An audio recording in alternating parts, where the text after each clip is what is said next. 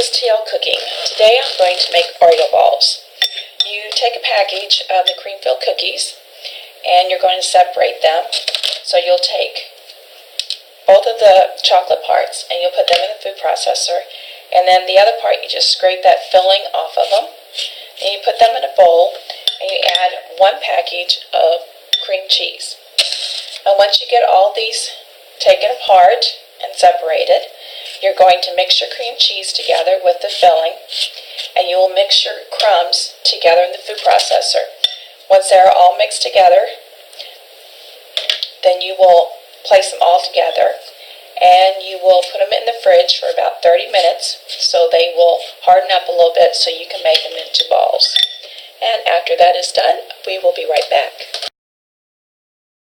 Okay, I'm back now. I made the Oreo balls, and then I put them in the fridge for around 45 minutes and got them out.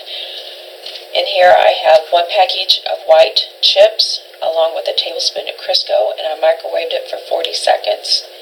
And now I'm just going to dip those in there and put them out on my tray and leave them cool until they get hard.